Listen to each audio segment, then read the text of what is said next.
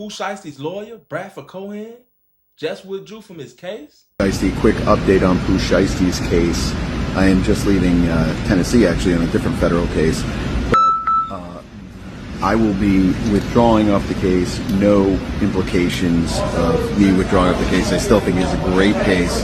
I think there's a lot of holes in it. I think the government has a lot of explaining to do on the case.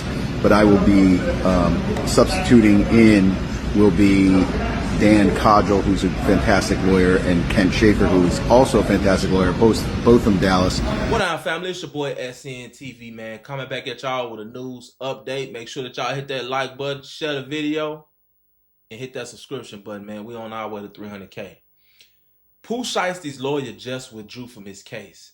Now, a lot of people are saying that he withdrew from his case because, you know, he used to do a lot of business with Gucci and he doesn't want to lose that business. But people are left with room to speculate because he didn't give a reason why he was withdrawn from Pooh Shiesty case.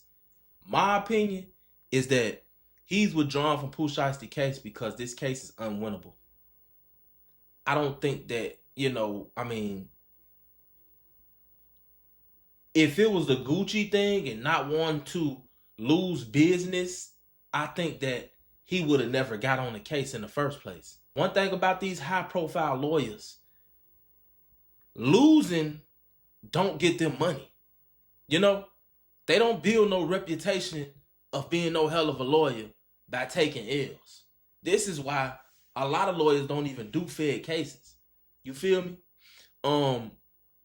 I know it's a lot of Pooh Shiesty fans out there, but I think that we just gonna have to all, you know, get together, hold hands, sing Kumbaya, and admit to ourselves that Pooh Shiesty pulled a crash out move, man. He crashed out. You know, these shorties are doing it every day. They crashing out. We've seen so much shit from 2020 to now to it's like we're not even surprised at the things that we see now. And like, honestly speaking, Boosie said something in his interview that I agree with. Pooh Shiesty felt like Gucci was not gonna tell the police. He felt like Gucci a street nigga. He ain't gonna go to the police. You know, that's how he felt. That's the only thing that I can come up with in my mind that, you know, rationalize what he did. Rationally, that's the only thing that I could think of, the reason why he did that. But he did what he did, you know, he got to pay the consequences. Now his lawyer's withdrawn from his case. You know, I wish him the best of luck and everything like that. But, you know, if you ask me, like I said, I don't think it's looking good for him.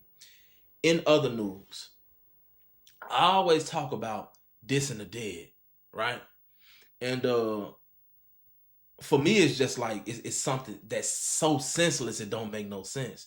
Because why diss the dead over here when you can go over here and get active with the living? Straight up. It's goofy. You're summoning these spirits and dealing with this crazy energy, and you don't even know what you're doing. And it's a lot of times y'all be telling on y'allself. It be police as hell. Niggas be did the murder and they get on the internet talking about the shit. And then it got to the point now where no one even cares about that no more. Like, that's not getting these guys popular no more. That's just getting them a jail sentence. So they they not even speaking in code no more. They done start, man, I killed 2 niggas in July. What? They real deal don't start just outright, blatantly just telling on themselves. On live and on in posts and shit. They don't care about going to jail. But I don't think that I've ever actually seen with my own eyes somebody piss on somebody else's grave. Like, I don't think I ever seen it. I've heard about it. People have said that they were going to do it. I think that this is the first time that I've actually seen somebody actually take a leak on somebody's grave. This is crazy.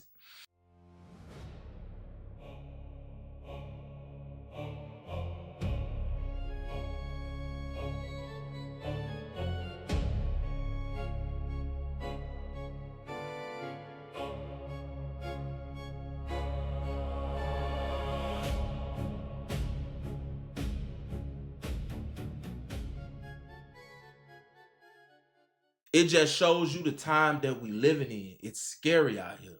You feel me? He pisses on this guy's grave, and this guy goes back and then desecrates one of his loved one grave. Take some balloons and, stuff off the grave, and then go to the man's mother house, allegedly. So, it's getting crazy and crazy, and it's getting weirder and weirder out here, by the day. And like I said, summer ain't even started yet. And this is us, man. I try not to be too preachy or talk at nobody, because I was once a shorty. And we did our shit too. We did our shit too. I tell y'all this all the time. I got a whole 20 plus year sentence for some dumb shit that I never should have did.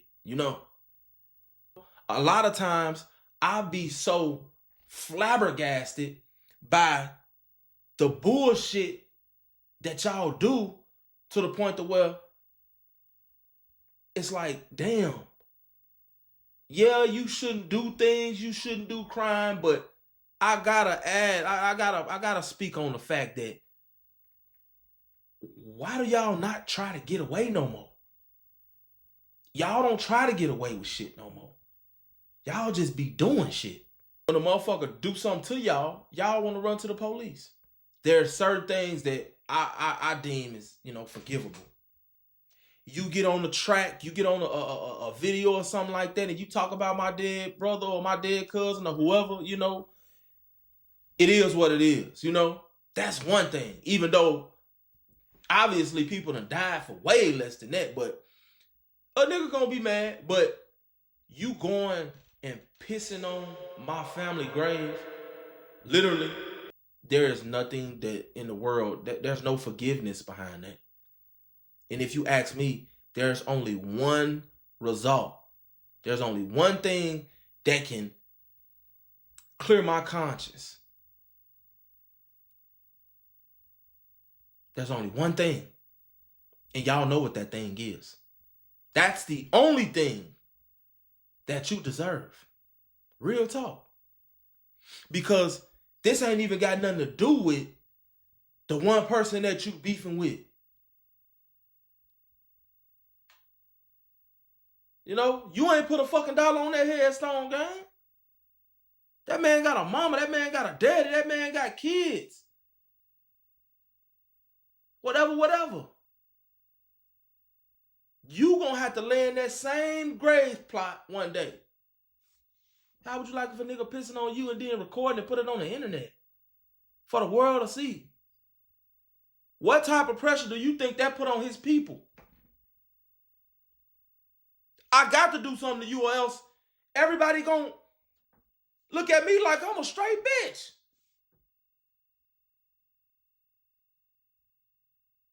Even if they ain't street.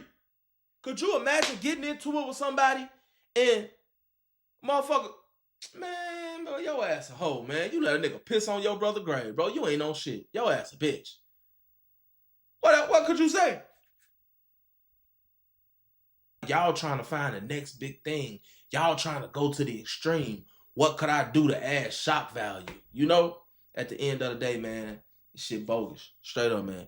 Y'all be careful out there playing them type of games. Y'all know what I like to say. Never put too much trust in friends. Learn how to use enemies. And try not to get slimed out. It's your boy.